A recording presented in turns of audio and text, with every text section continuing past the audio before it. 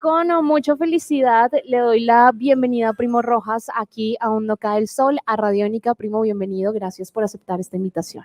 No, no, es para mí todo lo contrario. El agradecimiento es mío. Muy contento de estar aquí en los estudios de Radiónica y en lo que, ¿cómo es que el sol, mientras Aún no cae el sol. aún no cae el sol, que esta tarde sí que es tan apropiado.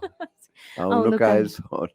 A sus aún no horas, cae, no. Muy aún contento no de estar cae, acá. va y viene, está jugando con nosotros. Y los que como yo nos vestimos para un día frío, estamos un poco acalorados, extra Por acalorados. Dios, no, es que yo puedo escribir, tiene O sea, un buzo, pero de colores muy vivos, es más apto para el Polo Norte sí, que para Bogotá en este momento, muy total, grueso de lana, de lana, no, un todo oso mal. polar lo envidiaría, pero en Sí, fin, no, con una chaqueta encima, no, o ese, sea, la tía me quedó en pañales, estoy saliendo. Bueno, primo, bienvenido. Y la primera pregunta que siempre hacemos y que a mí me causa mucha curiosidad porque me dicen, qué pregunta tan difícil. Pero si a mí me la hicieran, yo también diría qué pregunta tan difícil, pero en esta ocasión estoy del otro lado, entonces qué dicha hacerla. ¿Quién es Primo Rojas? ¿Cómo se define Primo Rojas? no, yo, la persona más normal y sencilla del mundo. Y, No me veo absolutamente nada raro, incluso lo que yo hago, lo veo como una especie de el trabajo que hace un servidor público, ¿me comprendes? Hace muchísimo rato, yo soy un hombre viejo, ya pasé de los 60, y el término artístico, el término artista como que en este momento de la historia del ser humano no dice muchas cosas, ¿me comprendes? Entonces, yo pensaría que si uno puede servir de alguna manera a las personas con lo que hace, es mucho más que suficiente. Si uno logra de alguna manera, en verdad, servir a las personas desde lo que uno hace, me parece estupendo. Yo diría que un honorable servidor público. y si bajamos al Primo Rojas que conocemos en los escenarios, que nos hace reír, que tiene tantas ocurrencias, que nos ha sabido contar tantas historias que nos han reflejado en ese escenario, ¿qué le gusta a Primo Rojas? ¿Qué pasa cuando Primo Rojas no está en el escenario? ¿Quién es? Mira, hay dos cosas que a mí me gustan mucho y que tienen una gran relación, creo yo. Me gusta mucho caminar. Sí, es una de las actividades más hermosas del mundo, me parece. Es caminar por la ciudad, pero me gusta hacerlo mucho de noche, porque es mucho más cómodo. Fíjate que, porque cuando tú estás caminando en el día, estás más pendiente de no tropezarte con la gente, del tráfico muy, muy nutrido que hay en la ciudad. Mientras que de noche, cuando tú vas de noche y solo, primero te permites observar la arquitectura, porque puedes levantar los ojos por primera vez. No te vas a tropezar con nadie. Y miras y ver la ciudad de noche caminando es algo absolutamente especial. Además que estás fuera de todos los circuitos normales que tenemos los seres humanos, pues, normales, obviamente, como todo lo que tiene que ver, por ejemplo, con el trabajo o actividades. Tú sabes, nosotros los seres humanos, la mayor parte de las actividades son diurnas, diurnas. Por supuesto que hay todas las actividades nocturnas, pero es más celaduría, trabajos muy específicos, en fin, seguridad más que todo, ¿no? Pero somos seres diurnos. Entonces la ciudad se vacía de ese afán porque queda vacía, porque hay muy poco tránsito. Entonces, ese encuentro con la ciudad me parece absolutamente maravilloso, me fascina caminar y leer. Entonces, ambas actividades son muy parecidas, pues. Tú caminas y vas como reflexionando, vas como conociéndote mucho. Es una buena manera de dialogar con uno mismo en esta época donde hay tanta distracción, Dios mío. Y en la lectura también tú vas caminando solo, la lectura es muy individual. O sea, tú cuando arrancas un libro, cualquiera que sea, mmm, tú vas solo, guiado por las letras que el autor, la autora, lo que sea, ha colocado sobre las páginas. Entonces es también una forma de caminar, pero en este caso mental, estrictamente de manera mental. Todo eso me parece a mí muy emocionante y muy tranquilo y muy alejado de cualquier ruido que no sea digamos, el silencio de la noche, que es hermosísimo, porque ¡brum! Sientes cuando pasa un carro, ¿no? En el día no, en el día la congestión Pasan tantos que se vuelve es el paisaje. ruido, eso es lo que me parece más fascinante, la ausencia del ruido. Y lo mismo en la lectura pasa eso, porque tú cuando lees, es decir, generalmente uno está tan concentrado en eso que la mente se va, ¿no? Sola, imaginando todo lo que se está sugiriendo en la escritura. Y es una manera de conocerte, claro, porque tú reaccionas frente a todo. Te molesta, te emociona, en fin. Eso es lo maravilloso de la lectura, porque te conoces a ti mismo. Por eso las personas que leen mucho se supone que llegan a tener un gran conocimiento de sí mismos. Ujú. Mientras no, tú recuerdas que en el bachiller, bueno, tal vez no porque tú eres demasiado joven, eres una niña, pero en mi época, imagínate que la lectura se arruinaba cuando le decían a uno, empezaba con el bachillerato, en español, bueno, tienen que leerse, siempre empezaban con La Vorágine, imagina, La Sí, Vorágine, sí. es una novela En muy mi caso pesada, fue por Dios, Gabriel García Márquez se cualquiera. tiran a cualquier escritor, porque tú no puedes leer, querida, porque le dicen a uno, busque personajes principales, secundarios, tiempo atmosférico, tiempo Uy, psicológico, ya se me ha olvidado eso. ¿sí me Me dio entiendes? dolor de cabeza acordar. Exacto, entonces uno anda buscando esas vainas y no puede leer, eso es un crimen. Eso es un crimen en contra de la lectura. Sería como cuando uno se pusiera a hacer el amor, ¿sí? Y le dijeran, busca el momento, describe cada segundo qué vas sintiendo, te sientes placentero, irlo contando. Es decir, ¿en qué queda el amor? En nada, En nada, se desconcentró todo, se perdió la todo se noción. pierde.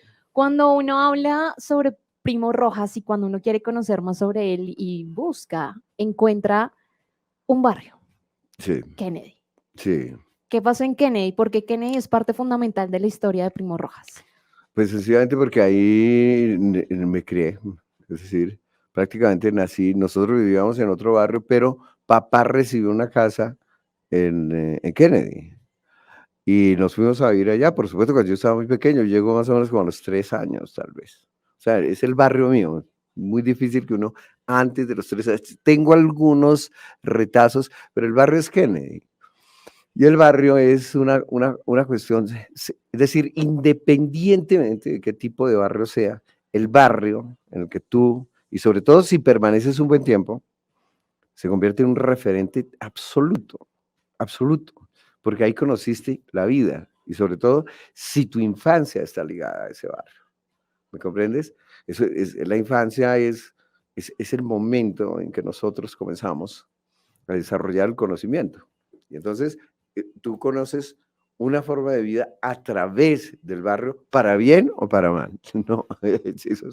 Y yo he molestado mucho con eso, por supuesto. Por supuesto, y seguro Es más, Kennedy hace en la obra que parte. vamos a estrenar, ahorita hablamos de eso, pero en la obra que vamos a estrenar, que tiene una presencia absoluta. Y yo creo que no solamente en esta, yo creo Mm. que a lo largo de las múltiples obras que yo creo que muchos de nuestros siguientes han tenido la oportunidad Sí. de ver de Primo, pues Kennedy es parte fundamental incluso de la creación de esos personajes tan importantes que nos terminan haciéndonos reír muchísimo. Desde Primo Rojas, que creció en Kennedy, que tiene el barrio tan marcado, que tiene parte importante de su vida, ¿qué soñaba? ¿Qué soñaba Primo ahí? ¿Qué soñaba yo cuando sea grande quiero ser? Salir de Kennedy. Sí. ¿Pero cómo? Obvio, irme, obviamente. ¿Por qué? Porque mira, cuando yo lo contaba en una entrevista, que cuando yo tenía posiblemente como unos 6 años, llegó un amigo de mi papá, era Navidad. En esa época existía la costumbre de los bogotanos de salir a ver las luces, sobre todo en el centro. Imagínate, arrancaba desde la Plaza de Bolívar toda la carrera séptima y se iba hasta donde se acababa pues la séptima. Y era un espectáculo absolutamente fascinante por una razón muy sencilla. Cuando yo estaba pequeño, estoy hablando, yo tenía 6 años en el 66, Bogotá tenía energía para dar y repartir, es decir, no sabía dónde echar tanta energía, ¿no? Energía eléctrica. De manera tal que llegaba la Navidad y todos los edificios se vestían, absolutamente todos se vestían. El Parque Santander, por ejemplo, todo, la Plaza Bolívar, eran luces y luces y luces, un espectáculo maravilloso. Tú sabes que las luces son fantásticas, porque y si son de colores, pues mucho más. Y la Navidad eran luces y colores.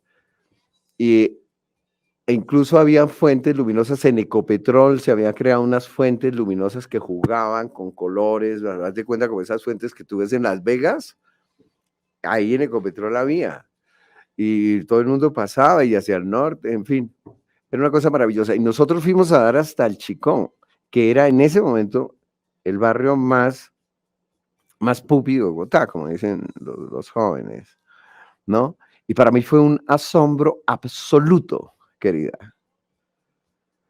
Porque yo tengo una profunda afinidad con la arquitectura. La arquitectura me parece fascinante porque es el espacio. La arquitectura es determinante en la vida del ser humano. Es decir, tan es así que cuando se castiga muy duramente a un ser humano se lo mete en un espacio cerrado, que es una celda, para castigarlo. Es decir, es una arquitectura absolutamente mezquina que le corta todas las alas a su movimiento. Y en cierto sentido, si él no tiene una fuerza interior muy fuerte, y generalmente un preso no las tiene, la mayor parte, se muere de tristeza, ¿no? Tú sabes la diferencia entre un espacio hermoso y un espacio feo. Es simple, absolutamente simple. Tú sabes la diferencia entre una universidad de garaje y una universidad como la Universidad Nacional, por ejemplo, que tiene un campus espléndido donde los alumnos pueden extenderse. Aquí arribita nada más, ¿no? Es enorme, es maravilloso, andas, te despliegas. Entonces, que una universidad de garaje, todos están metidos, no hay esto, no hay respiración. Así sucede. Un inquilinato es básicamente, ¿qué? Un problema de espacio. Y son feos. Y afean la vida, por supuesto. Entonces, la arquitectura, cuando yo llego y observo ese barrio, todas las mansiones tenían estilo propio, ponle cuidado, que fue lo que me asombró muchísimo. Cada una tenía una arquitectura que tú reconocías. Es decir, esta casa es completamente diferente a otra, con enorme espacio, con unas zonas verdes absolutamente fascinantes. Los andenes tenían gran espacio verde, donde además había una arborización muy rica. Las vías eran amplias, las casas preciosísimas. Y yo le dije a mi papá, ¿por qué nos venimos para acá? ¿Qué hacemos allá? ¿Qué hacemos allá donde usted? ¿Por qué nos va a llevar para allá? Y él dijo que el año entrante, pero Entonces, pero no, nunca llegó el año entrante. No llegó. Entonces, claro, porque claro, tú siempre reaccionas. Haz de cuenta cuando tú llegas, no sé, tú tienes una obligación de trabajo. La emisora te envía, no sé por qué, a otra ciudad, tienes que cumplir con un compromiso. Y tú llegas y te dicen, este es tu hotel. Uno mira, ¿no? Y si te dan un hotel donde tiene unas habitaciones preciosas, con unas ventanales a través del cual se ve, te dicen, esto tiene piscina, no tiene una casilla, es hermoso, pulcro, limpio, ordenado. ¿Qué haces? Pues te sientes que contenta. A que le digan, no, eso que aquí en esta pensión comparte la pieza con no sé. Entonces, que te pones triste, querida. Obvio. Total, hace parte de todo. Y bueno, entendiendo entonces, primo creció en Kennedy soñando en vivir en Chico. No, No. No, en ese momento Sí, pero me refiero, siempre soñé como en un espacio, vivir en un espacio muy hermoso, claro. Muy bonito, listo, perfecto. Y otra de las historias que uno se encuentra cuando habla de Primo Rojas, entonces es su barrio, por supuesto que hace parte esencial, pero las carreras también hace parte esencial y es muy interesante hablar de ellas para poder llegar a lo que Primo Rojas es hoy, al artista que conocemos, al director, a la persona que se para en las tablas para hacernos reír. Uno nunca se imagina, dirían por ahí, que Primo Rojas estudió o le faltó terminar, pero iba por derecho o por antropología, era la otra carrera. Correcto. ¿Qué pasó? Ninguna, no, ninguna hizo clic. ¿Qué pasó? Uno no se imagina a Primo Rojas como abogado. ¿Primo Rojas se alcanzó a imaginar como abogado? La verdad no, pero yo pensaba, es decir, cuando medio hice yo no tenía idea de qué estaba haciendo en la universidad, ¿Por qué pero llegó a la universidad Primo por mi Rojas? papá. Ok. Es decir, mi familia era extraordinariamente autoritaria y conservadora. Cuando te digo autoritaria y conservadora, te digo de esos papás que dicen aquí se hace lo que yo digo, ¿sí? O sea que cualquier canal de comunicación está cerrado, Iba en un solo sentido. en todos los sentidos, por supuesto. Es decir, cuando yo veo a los niños hoy en día, me parece una fortuna increíble de la que disfrutan la mayoría de los niños. Por supuesto que eso sigue presentándose, pero en fin. Pero fíjate, estoy hablando de lo que predomina en la sociedad. Lo que predomina en la sociedad. Y lo que yo he visto, ¿no? Prácticamente en todas las clases es que hay un diálogo enorme con relación a lo que nosotros vivimos. No era solamente en mi familia, pero en mi familia eran terriblemente autoritarios.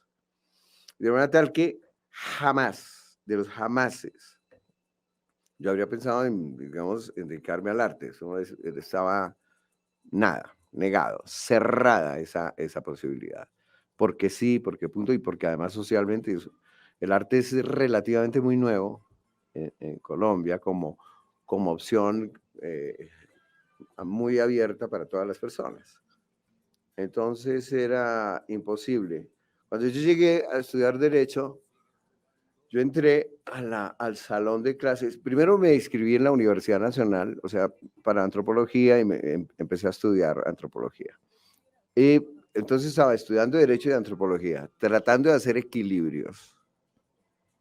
Hasta que me reventé cuando terminé el primer año, ¿no?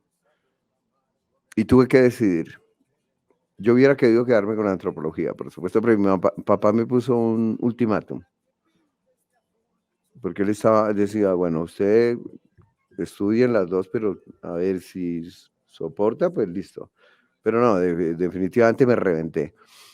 Y me dijo, no, yo le patrocino a usted el derecho, además es que es el que tiene lo lógico, lo otro, que antropología para qué. ¿Usted se va a buscar bicos o qué? Bueno, en fin, calcula. Y entonces dije, listo, derecho, pero desde el momento mismo que yo entré, yo supe que no tenía absolutamente nada, y cuando te digo nada, desde el primer momento en que puse el pie, el primer día de clases en el salón, supe que no tenía nada que hacer ahí. Nada, y cuando te digo nada, es nada. Pero estaba ahí y lo seguía, como una especie de zombie, ¿me comprendes? Como un zombie. De hecho, yo casi no entraba a clase, yo me la pasaba en la cafetería leyendo, no sé, novelas, Ok. ¿sí? Pero por fortuna sí me gustaban ciertas clases, por ejemplo, Derecho Constitucional me gustaba muchísimo y me iba muy bien. También me iba bien en Economía. Es decir, es decir, idealmente, si yo hubiera terminado la carrera, yo hubiera buscado la manera de llegar a ser, no sé, un magistrado, pero de la Corte Constitucional, algo así. Ok, ¿Me ok. comprendes? Porque el derecho penal no me gustaba, el derecho civil menos, comercial, nada de lo que tuviera que ver con el comercio. Mientras que el derecho constitucional habla de la fuente de donde emanan todas las otras ramas del derecho, que es la base, la Constitución. Y eso me parecía absolutamente interesante, pero no tenía nada que ver con el derecho. Además, en mi familia era muy cercana a los abogados. Papá, por sus razones de su trabajo, mi papá trabajó toda la vida en el Poder Judicial como él era secretario de un juzgado, de manera tal que conocía a muchos abogados, no sé, se hizo amigos. Yo tuve oportunidad de conocer abogados muy importante, sabía lo que implicaba ser un muy buen abogado. Ya en la universidad también tuve el privilegio de saber que era un buen abogado. Yo dije, no puedo ser eso por una elemental razón, porque tienes que amar los códigos. Y Y no, no, es como si a ti te impusieran, a ver, mi niña linda, tú, un novio a la fuerza, no ¿sí? pasa. No, no No, te no. enamoras, no. No, no fluye, no Mm. fluye. Pero es momento de que nosotros fluyamos en esta entrevista y nos vayamos. Se llama algo más que música este espacio, pero no quiere decir que no haya música. Es momento de poner algo de música. Y para estos dos momentos, para este momento que terminamos como de conocer un poco a Primo Rojas y esa otra faceta que de pronto muchos no tenían tan presente de Primo Rojas, parte de su vida tenemos Joan Manuel Serrat y tenemos a los Beatles. Sí, ¿por qué? ¿Por qué? ¿Por qué musicalmente consideras que Mediterráneo de Joan Manuel Serrat y Hey Jude de los Beatles hacen parte importante de esta etapa de la vida? Porque fíjate que el Mediterráneo, yo creo que es el mar más hermoso del mundo. Y lo es porque alrededor de él se forjó todo lo que nosotros conocemos como la cultura de Occidente. Desde Grecia con los griegos hasta el Medio Oriente que queda ahí, Palestina, también todo está alrededor del Mediterráneo. Roma, por Dios, es mediterráneo también, ¿sí me entiendes? Y alrededor es fantástico, es increíble tal concentración de culturas alrededor de ese mar Mediterráneo. Y es absolutamente precioso. Es hermosísimo. Y Serrat lo describe de la manera más preciosa del mundo, porque confunde, dice, mi alma es como el Mediterráneo, ¿me entiendes? Eso es, y hablando de espacios, es decir, tú sientes que tu alma se confunde con el mar, ¿me comprendes? Es amplia, ¿no? Te expandes, te expandes, ¿sí? Cosa que no pasa por ahí en la cuadra, no, no hay Mediterráneo, no había Mediterráneo. No Entonces, encontraba esa maravilla. correcto. Pero Bien. sí, sí conocí, sí tenía una maravilla antes de la Navidad. Eso fantástica, fantástica, fantástica. Y nos quedamos en un punto en donde hablábamos, de hecho, antes de continuar, recomendación, se pueden conectar al www.radionica.rocks para que ustedes más allá de escuchar la entrevista, también tengan la oportunidad de verla y de vernos a nosotros aquí en el máster en Radiónica. Y hablábamos ahorita, primo, y nos quedamos en ese momento en que, bueno, derecho, antropología, las dos al tiempo, pero terminaste escogiendo una, tenías que escoger una porque te estallaste y ni la una ni la otra. ¿Cómo fue ese momento de decir, no, no fue? O sea, ni la una ni la otra, y en qué momento empieza a llegar el teatro y esta vida artística, una persona que realmente, si uno lo mira, estaba mirando para el otro lado totalmente. Querida Alejandra, ocurre la cosa más rara del mundo. Yo estaba terminando tercer año de Derecho, porque fue el tercer año de Derecho. Estábamos en los exámenes finales. O sea, pero derecho sí siguió. Claro, yo seguí estudiando Derecho hasta tercero. O sea, adiós antropología. Adiós antropología, me tocó despedirme de la antropología Ok. y seguir con Derecho. He terminado el tercer año, los estábamos exámenes finales, o sea, época de noviembre, creo que yo. Yo estudiaba en la Universidad Libre, de manera tal que para coger el bus, porque todavía estábamos viviendo en Kennedy, para coger el bus, yo tenía que bajar por la Jiménez, o el colectivo. En la Jiménez, bueno, con décima, tú ahí lo cogías. Querida, yo voy bajando, la Escuela de Teatro de Bogotá queda sobre la Jiménez, o quedaba sobre la Jiménez, porque en este momento ya no lo sé. Eran los sótanos de la Jiménez, entre la séptima y la carrera octava, Avenida Jiménez. Yo venía bajando de noche, relativamente temprano, calcula tú 6:30 de la tarde, 7. Y al pasar, yo siempre había visto la escuela de teatro, pero ni siquiera me había acercado, es decir, simplemente la veía como tú ver, no sé, un aviso de un edificio.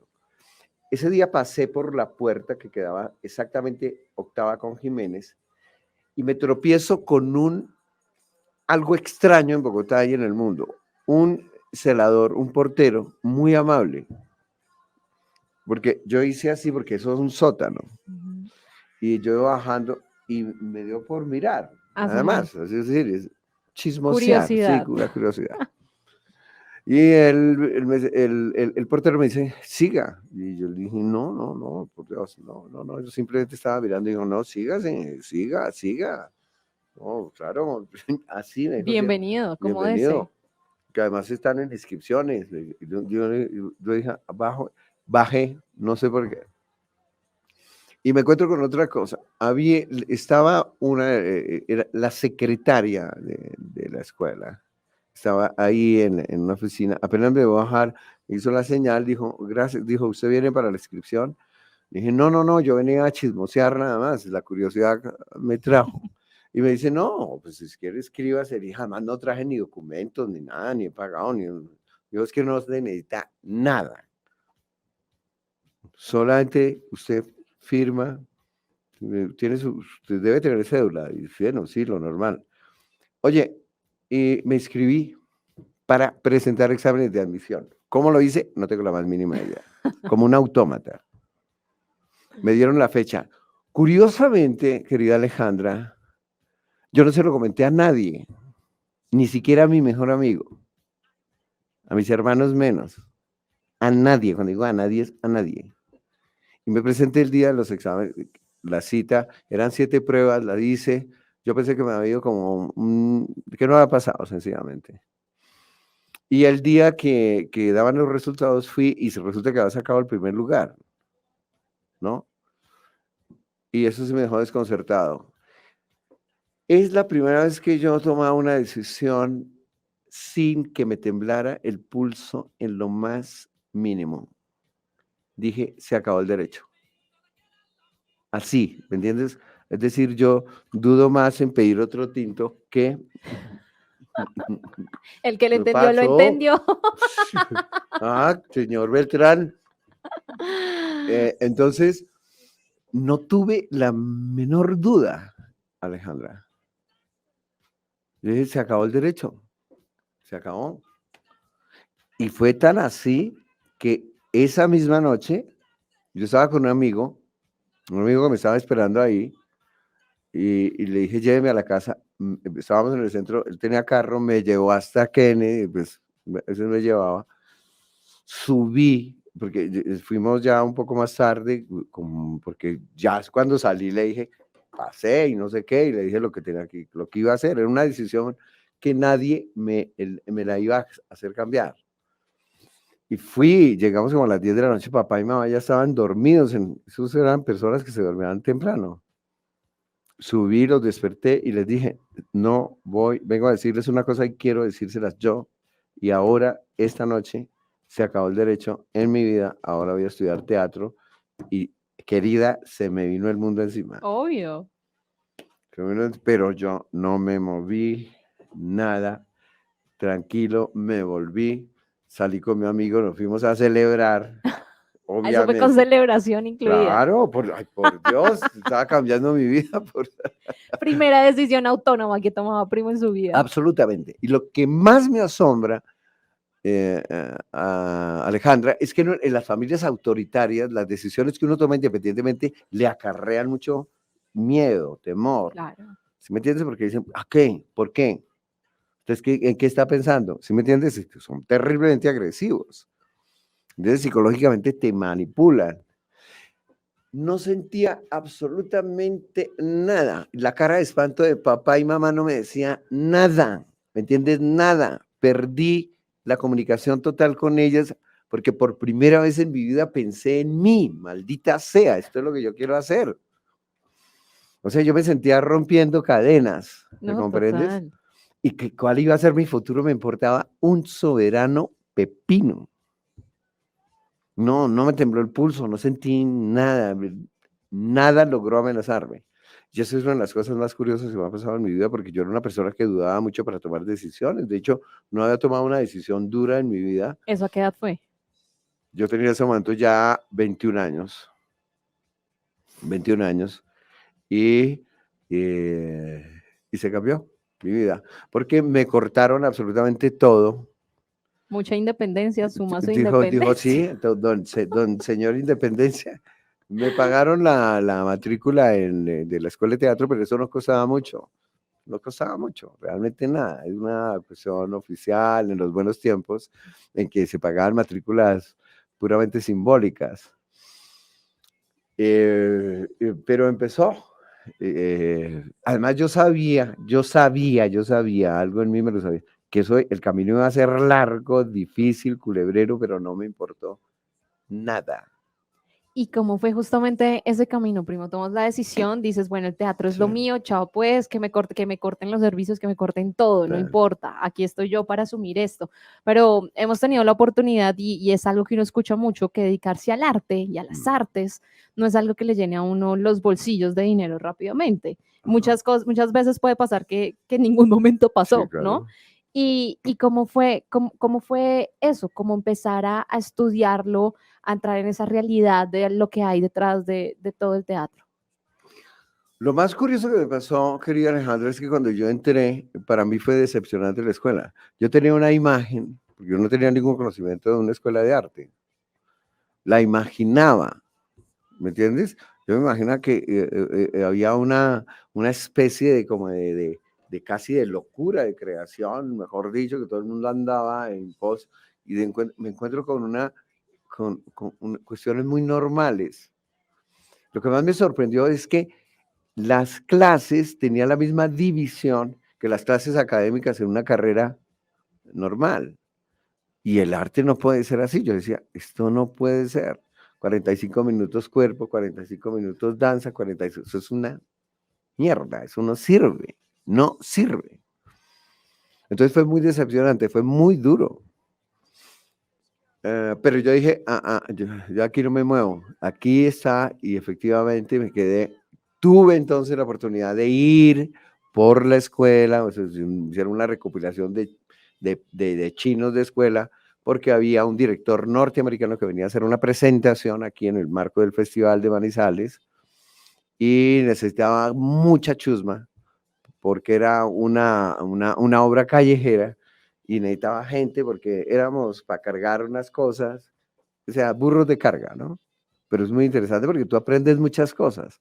Nos fuimos y ahí fue cuando vi por primera vez una serie de obras de teatro impresionantes, vi lo que era el teatro, tuve oportunidad de hablar con gente de teatro, convivir con gente de teatro, y eso me reafirmó en lo que yo dije es por este lado. Pero yo había conocido a Darío Fo, era en ese momento uno de los grandes artistas, comediógrafos, fue premio Nobel en 1997, y tuve oportunidad de verlo en el Colón, por invitación de un profesor. Y esa vaina fue lo que definió mi vida, pero por fortuna, porque mira qué ocurre exactamente un año después de que yo tomo la decisión de hacer teatro. Y lo que yo vi, dije, esto es lo que yo quiero porque yo lo había hecho de niño. Yo de niño, y una vez empecé a hacer reír a mis hermanos a los 12 años por una anécdota. Después papá se metió al cuarto porque era la risa, porque fue una cosa que hicimos muy seguido. Empezó un día, luego se pegó el otro, el otro, el otro, el otro, hasta que papá una vez llegó una noche y dijo, ¿qué es ese ruido? ¿Qué es tanta Ese risa? escándalo. Exacto, es que no, y como mis hermanos eran unos sapos, dijeron, no, es que el liceo, no sé, a mí no me decían primo, sino el liceo nos está haciendo reír, y papá dijo, bueno, pues entonces también que me haga reír a mí, y sí se quedó ahí muerto de la risa, cagado de la risa, y al otro día, por la noche, dijo, bueno, vamos a que nos siga hacer, ahí me Continúe. ordeñaron, querida, y no me dieron ni las gracias, estos infelices. Y estudia igual derecho. O Y sea, eso, mucha risa, mucha todo, pero me estudia derecho. me estudia derecho. Exacto, es ni de lejos. Pero entonces fue eso. Y yo sí dije, el camino va a ser muy largo porque yo pensé, aquí lo que yo quiero me va a obligar a cambiar una cantidad de estructuras que en ese momento había en el teatro en Colombia. Y no me importó. ¿Y cómo fue enfrentarse o cuáles fueron esas primeras obras? Porque nosotros conocemos al primo de la comedia, ¿no? De la Mm, risa. Pero no siempre fue el primero, aunque de chiquito tuvo destellos, No, o siempre fue el primo de la risa, el humor siempre estuviste en obras de Totalmente, porque humor, mira, o antes estuviste de las obras clásicas necesarias que hacen parte de la vida de todos aquellos que estudian no, teatro. Alejandra, yo lo tenía perfectamente claro desde los 12 años, primero porque pero cuando entré al colegio, al bachillerato, me pasó también otra cosa, me han pasado cosas muy raras. Hice el primer año de bachillerato a- eh, eh, así, cruzado de manos, ¿no? Un poco aburrido como todos los chinos en esa época, que el bachillerato es hartísimo. O sea, a uno, de 5 materias a uno le gusta una, lo demás es un estorbo. Pero dicen que no, que tiene que meterse. Mira, yo sabía que a mí me gustaba, que era lo que me gustaba desde los 6 años. ¿Sí me entiendes? Los niños saben lo que les gusta. En serio, es decir, por ejemplo, tú querías saber de sexo desde los 3 años. Eso uno lo sabe. Primo, está sacando cosas que yo le conté fuera de micrófonos. Una anécdota muy divertida que nos contó Alejandra. Fantástica. Algún día ustedes tienen Algún día que, la va a contar al aire. por supuesto. Saludos a mis papás. Exacto. Entonces, me convertí en el payaso del curso a partir del segundo de bachillerato. Y el payaso del curso es una cuestión muy seria. Muy seria porque tú tienes que estar todo el día, es decir, todo el día, todo el tiempo que estás en clase, a ver dónde salta la liebre para cogerla. Es decir, dónde puedes hacer un chiste, Ajá. cómo puedes hacer reír. Coloquialmente decimos, a ver quién da papaya. Grande papaya, exacto, con los riesgos de que te echen del salón, de que te bajen en disciplina, es decir, es riesgoso, o que el profesor te pegue una vaciada terrible y, en fin. Y eso fue lo que lo hice durante los 6 años de bachillerato, los 5 años de bachillerato que me quedaban, pero curiosamente no lo hacían en el recreo, ni lo hacía en mi casa, solamente en clase. Ok. O sea, yo no quería ser como el chistoso de, no, es aquí. Aquí es donde uno, Donde llama la atención. sí, claro, donde es riesgoso y donde es eso.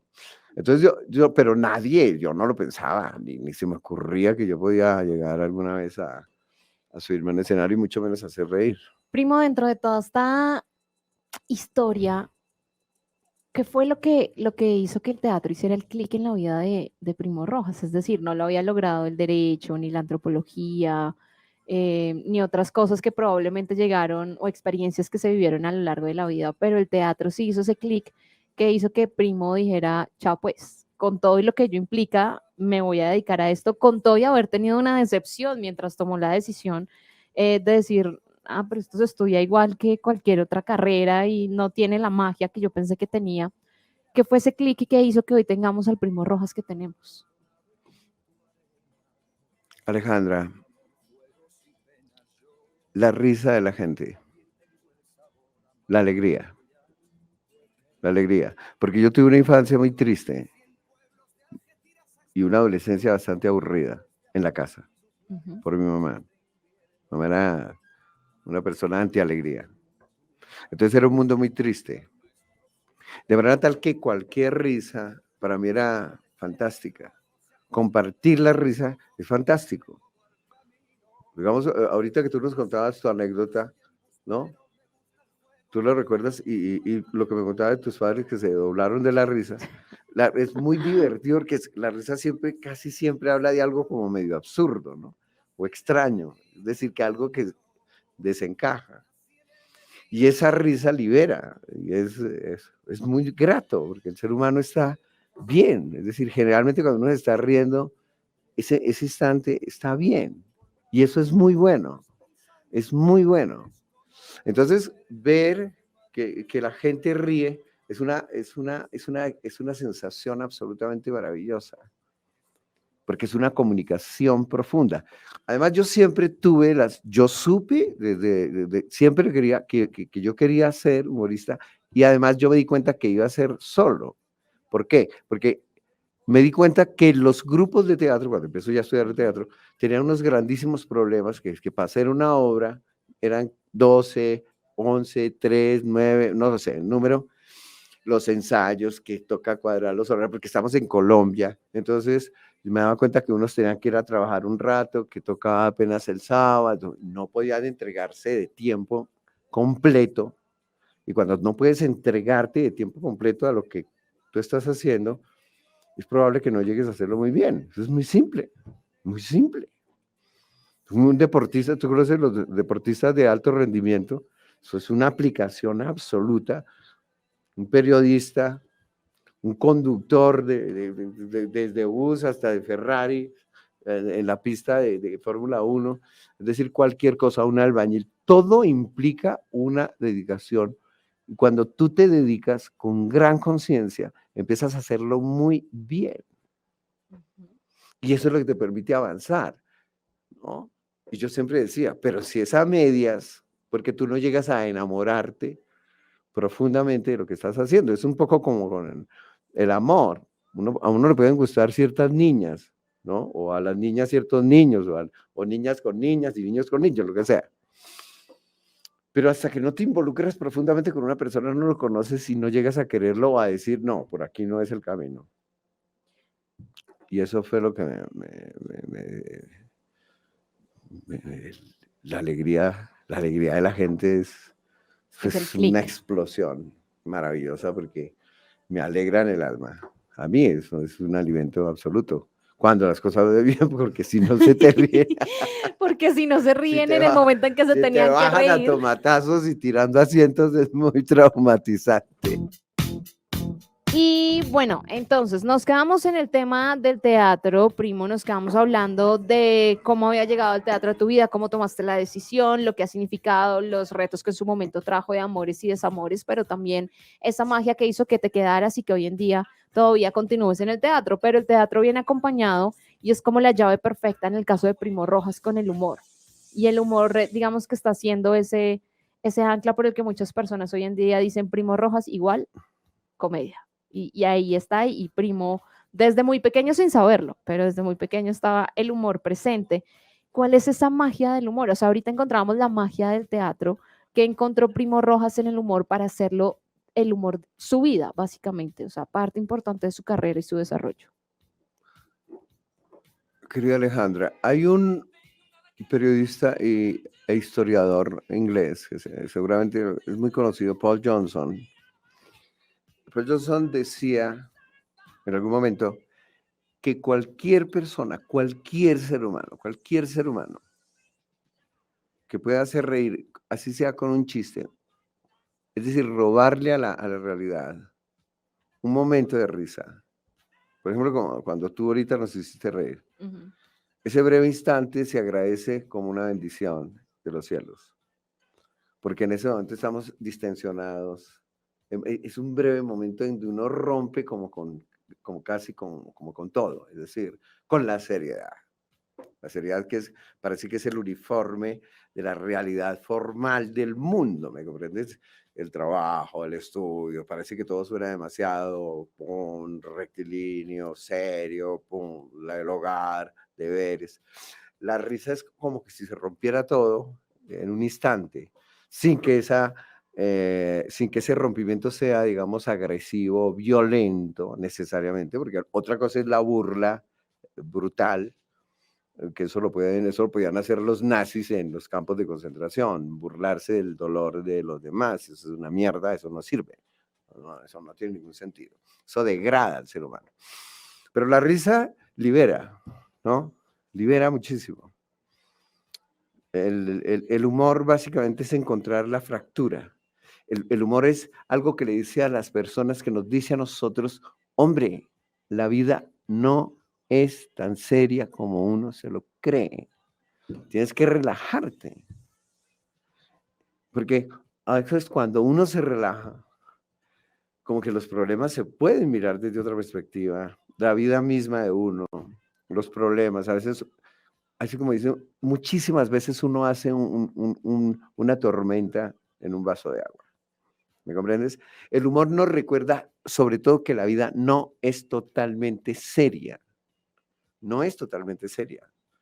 Y realmente no es totalmente seria porque por pura lógica no tiene ningún sentido. Es decir, nosotros venimos al mundo, como decía alguien, ¿a qué nacemos, envejecemos, pero como para qué? ¿Para qué? ¿Qué se prueba? Bueno, se prueba en la vida algo, que tú lograste algo, pero finalmente todo eso se lo lleva el tiempo. Ujú. Y en poco, en segundos somos olvido. Y ahorita decías algo que parece chiste, pero es anécdota y habla de lo difícil que es hacer humor. Y es, el chiste es chistoso si todos se ríen, pero si nadie se ríe, no es chistoso. No Y, es chistoso. y empieza también el nerviosismo y empieza las inseguridades y eso trae un montón de cosas que en el caso de ustedes que se dedican a esto, pues sí, a veces uno en un combo grande hace un chiste y nadie se ríe y uno se siente muy mal. En el caso de Claro, ustedes, que nadie se ría claro. en medio de un teatro lleno, es como apague y vámonos, yo no sirvo para esto, chao. Pero la pregunta ahí puntual es, ¿cuál es el reto de hacer humor en Colombia? Cuál es el reto Yo creo que de crear? amor, el reto en Colombia y en todo el mundo es hacer reír, ¿no? Es básicamente. Por ejemplo, hay un gran director que se llama Peter Brook, que se refería al teatro. Y el teatro es todo, el teatro, drama, lo que sea. Dice, hay un solo enemigo de la escena en general. Estoy presentando drama, tragedia, humor, lo que sea. Pero una vez que te pares sobre la escena, el único enemigo real que tú tienes, Alejandra, es el aburrimiento. Si las personas se aburren con lo que está pasando sobre el escenario, hasta ahí llegaste, como decía un costeño, hasta ahí llegaste, Boyueyuca. ¿Sí? Pero eso va prácticamente para todo lo que tiene que ver con medios de comunicación. Total. ¿Sí me comprendes? Obvio, Ujú. obvio. Porque el aburrimiento es el enemigo. El enemigo. ¿Por qué? Porque cuando cuando entra el tedio a gobernar la situación que sea, estamos hablando del escenario, pero en la vida normal, ¿qué pasa cuando hay una situación tediosa y tú estás encajada ahí por sorpresa, estás aprisionada? ¿Qué haces? Empiezas a contar el tiempo por aquí. Huir. ¿Qué te pasa? Te deprimes sin que te des cuenta. ¿Sí me entiendes? Es una situación fea, es harta. La vida se estanca. Básicamente se estanca la vida. Porque uno hace así. Sí, puta, ¿yo qué hago? Sí, mal padre, ¿esto qué va a hacer? Ya casi, ya casi. Métete a una película que te aburre, No, infinito. O a una obra de sea, teatro que te aburra. no, en vez Que de uno una dice, hora, 2 horas, dura 8. sí, exacto. Se Que triplica. tengas un pretendiente, tú también, que te aburra. Oye, pues Alejandra, no sé, pues yo veo unos valores muy importantes en ti. Bueno, te voy a contar mi vida, ¿no? Para que y tú, ay, hijo de puta, yo que le dije que sí. Por Dios. Chao, ya, se acabó. Chao, exacto. No hemos empezado, ya Entonces, se el terminó. aburrimiento es el gran enemigo. Entonces, tú tienes que hacer las cosas demasiado bien para que la gente no se aburra en lo que tú hagas. Y en el caso de Primo Rojas, ¿qué inspira? O sea, en el caso de él, qué es lo que lo inspira a crear cada una de las obras que hasta el momento hemos tenido la oportunidad de ver? ¿Cuál es ese clic que dice, Primo, esto funciona? Cuando, a ver, yo a veces siento alegría cuando algo lo estoy haciendo y si siento una alegría muy intensa, yo digo, esto va a funcionar. Si la siento. Cuando no siento, la alegría es la certeza, es lo que me da la certeza. Si la alegría no se presenta en mi corazón, por decir, suena un poco así como romántico, pero es cierto. Si no se presenta en mi corazón, es que no, es decir, si no logro hacerme, si no logro alegrarme a mí mismo, digo, no voy a hacer alegrar a nadie. Y es un poco lo que pasa. Voy a poner un ejemplo bastante curioso. Es como, tú has visto por qué se dice que las mujeres tienen esas dificultades para vestirse, sobre todo cuando va a haber una reunión importante, por decir hoy, no sé, te tienes que ir a una fiesta porque va a ser elegante, va a ser divertidísima, va a haber mucha gente, es una fiesta bien, con orquestas y la noche. Y empiezas tú a buscar tu traje Si una mujer no está completamente segura de que lo que lleva encima la favorece, no va a estar bien, Toda la noche. no va a estar bien, va a estar limitada. En cambio, cuando tú estás, cualquier mujer, ¿no? Ya sea por ir a la discoteca, qué sé yo, una cosa importante, y te pones porque tú dices, este es el peinado que yo quiero, por Dios, esto que me pongo encima me sienta tan bien, Virgen Santísima. El maquillaje que me he aplicado, por discreto, intenso, lo que tú hayas elegido, mi cabello está perfecto, estoy, mejor dicho, absolutamente divina. Tú entras y ese convencimiento profundo irradia, porque transmites enorme alegría interna, seguridad, cosas bellas, ¿no? Eso es lo que es importante. Entonces yo siempre me propuse, ¿sabes? Lo más difícil, Alejandra, no es hacer reír. Para mí hacer reír es relativamente fácil, te lo juro. Lo fregado, lo complicado es crear alegría en el corazón de las personas, que eso es terriblemente ambicioso. Alegría. ¿Por qué? Porque la alegría va más allá de la risa. Perdura en el corazón de la persona. El corazón es la mente de la persona. Es decir, una alegría se diferencia de qué. Una alegría perdura. Por ejemplo, a ti te dan una noticia muy buena, no sé, un proyecto que tú tenías sale. Te dicen, querida Alejandra, sí, se aprueba tu proyecto. Una vaina importante. Y esa alegría, ¿cuántos días te dura? Eso te puede durar toda la vida. Total. Simplemente esa es la alegría. Es muchísimo más complejo, muy perdurable, son estructuras emocionales extraordinariamente complejas e interesantes. Que la otra es el chiste de que sí, chúpeme esta, entonces, bueno, se caga una red, pero se olvidó, se evapora. O la señora que pisó la cáscara de plátano, se fue de culo y todo el mundo nos reímos, pero pobre señora, en fin. Entonces, ese es el reto que yo siempre he tenido. Y es un reto supremamente difícil, querida. Muy Sin duda. difícil. Porque tú tiras y tienes que ser cada día más cuidadoso para acertar en el blanco. Pero al mismo tiempo esa dificultad le imprime un sentido profundo a lo que uno hace. Para mí tiene un profundo sentido, digamos, religioso, todo lo que yo hago. Eso es todo. Eso es todo. Termina, cierras con esa frase. No. Eso es todo. Eso es todo después de todo lo complejo que hemos venido hablando en este bloque sobre lo que significa hacer humor en Colombia, además en un momento en donde muchas cosas que eran chistosas hace unos años, hoy en día ya no lo es. Por Y una ejemplo, generación que ha tenido tantas reflexiones en torno a lo que somos como sociedad y cómo nos hemos visto, que hoy en día ya decimos es que eso ya no es chistoso, ese comentario claro. ya no se debe hacer o eso ya no debe ser parte de los chistes porque no sé, es racista, es machista o es fuerte para otras personas. Entonces, creo que hace parte o entra dentro de los retos y de los cambios que el humor ha venido teniendo en nuestro país.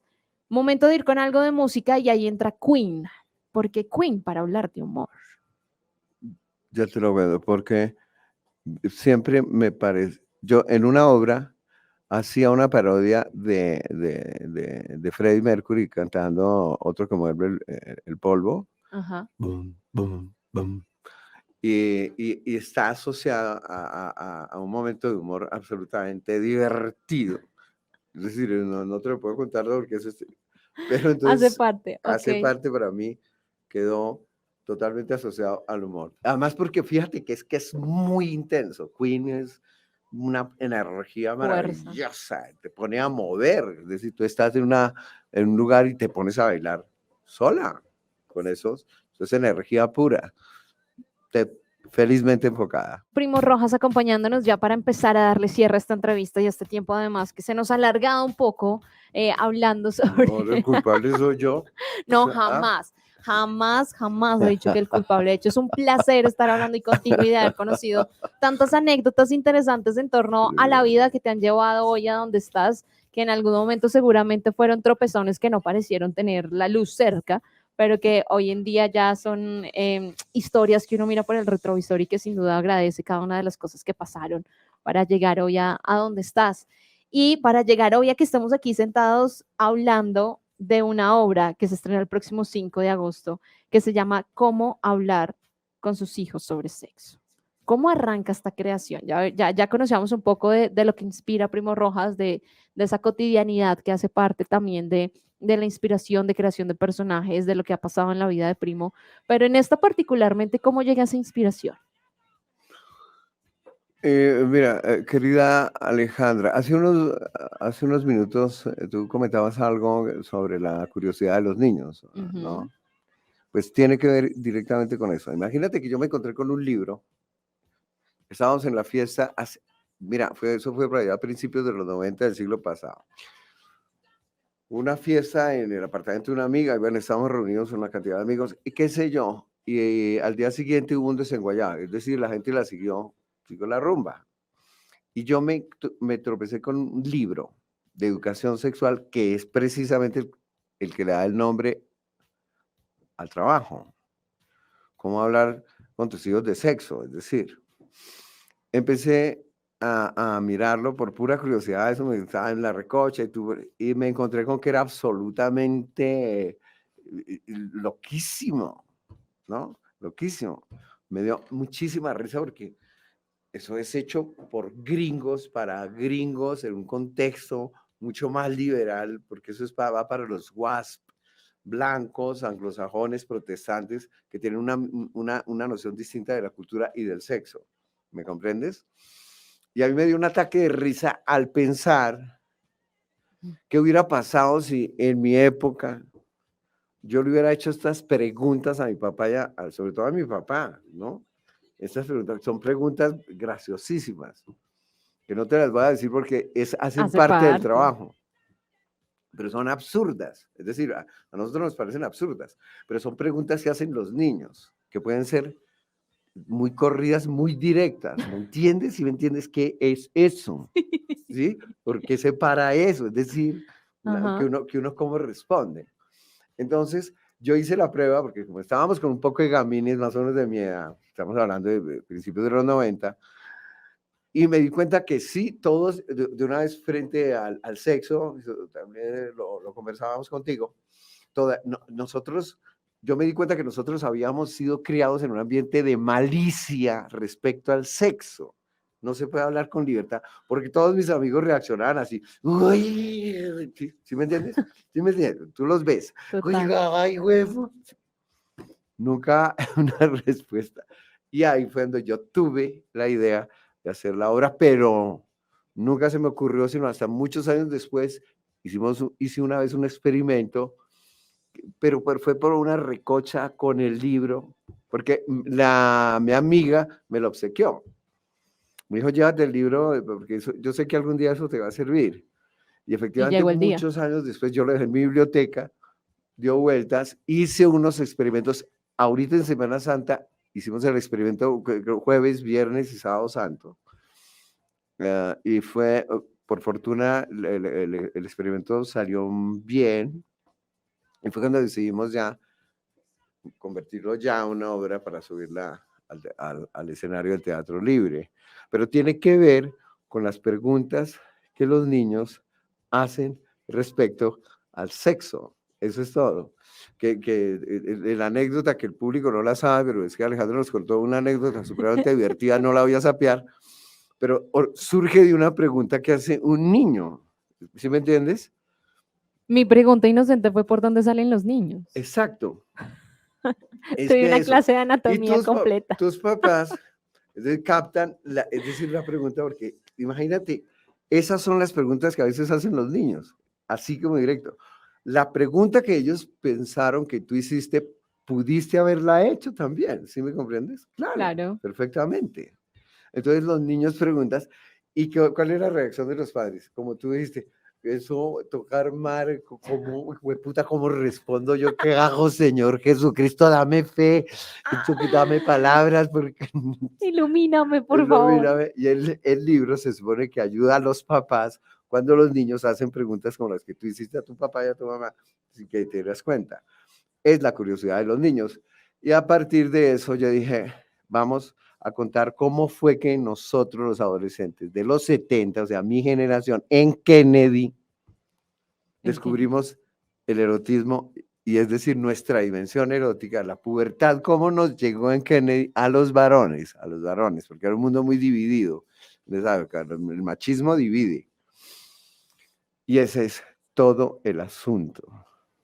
Ese es todo el asunto. Yo me aproveché para describir lo ridículo, lo patético, lo estúpido que fue para nosotros descubrir solos el sexo, sin ninguna ayuda, sin ningún...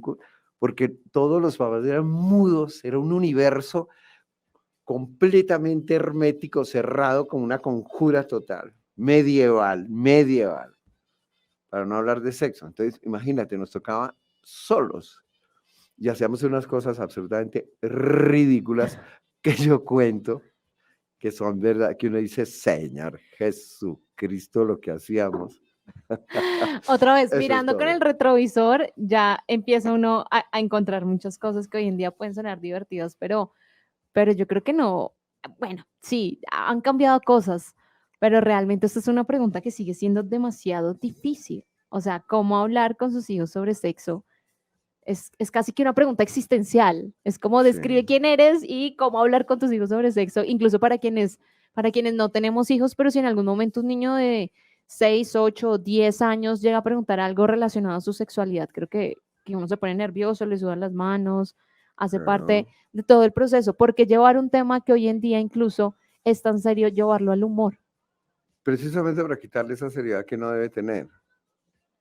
Es decir, esa seriedad impuesta, porque debería ser una manera muy natural, muy fresca. Cuando tú te acostumbras a hablar muy honradamente con tus hijos lo entienden. Porque tú dices, mira, es que ocurre esto, esto y esto. Tú lo dices con tranquilidad, con lucidez, con afecto. Le explicas, esto es normal. Tú seguramente lo vas a entender en tu momento, te va a llegar. Y es esto y por esto. Se borra todo lo que yo te decía que descubrí en mis amigos, la malicia que hacen. ¡Uy! Sí, que dice, uy, sí, sí, sí. Tú cuando ves a los niños bien educados que ven una niña linda y digan, uy, cosita, nunca. Los niños pueden decir, qué niña tan linda, ¿no? Espontáneamente, hermoso. Porque es que el que enrarece la situación es el poder, el que tiene el poder, el adulto. El que le dice es que eso es malo, esto no se hace, acá no se toca. La, la lucidez, la claridad, la honradez son el único antídoto, como contra la droga. La única manera es eso, que dile no a la droga. ¿Quién le va a decir no a la droga? Por Dios. Es cuando los papás le explican con una gran claridad. Y un niño que recibe muchísimo afecto, un afecto real, inteligente, limpio, transparente, esto, le explican esto es tal, una droga, hasta donde nosotros sabemos se reacciona así, todo eso. Mira, a esos niños no los toca la droga nunca, que son muy fuertes, ¿me entiendes? Muy fuertes, muy fuertes. Es decir, no la necesitan. Y yo estoy completamente que meten algo y dicen, pero eso como para qué. Porque en cambio los niños que viven así, porque es un problema emocional, los niños que viven como reprimidos, ¿sí? Asustados, regañados, les dan un pericazo Nuevo mundo. y ahí quedan.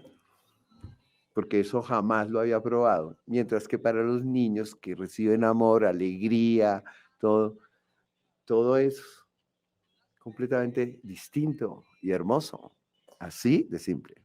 Y queda entonces la invitación, cómo hablar con sus hijos sobre sexo del 5 al 27 de agosto en el Teatro Libre de Chapinero. Ahí va a estar Primo Rojas para acompañarlos a ustedes en esta interesante pregunta que es existencial, que genera muchas reflexiones y que seguro va a generar muchas risas en torno a lo que pasó, pero para muchos sigue pasando dentro de los hogares y es una de las preguntas más difíciles y que los papás esperan que sus hijos nunca les pregunten sobre eso Nunca. porque es muy difícil de responder y bueno, se pueden dar 20.000 vueltas y nunca llegar a la respuesta. Primo, muchas gracias por este tiempo, por acompañarnos hoy en Aún no cae el sol, por este espacio, por todas las anécdotas que nos quisiste contar y pues también por abrir parte de tu vida para contarlo, para al final llegar a esta producción que estás listo para sacar.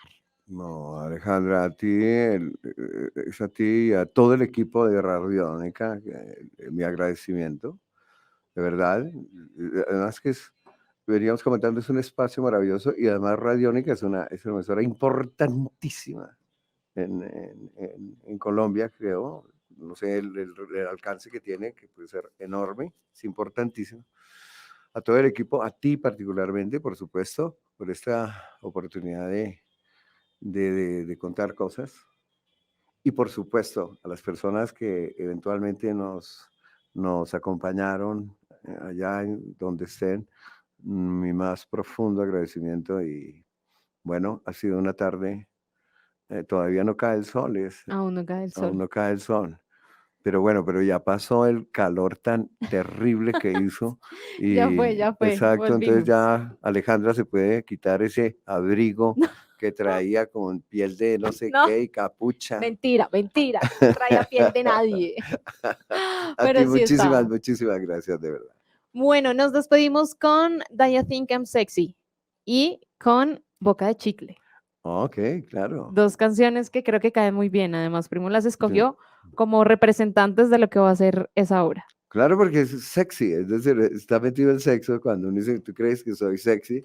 Que es de lo que se ha usado y se ha vuelto una melcocha bastante rara.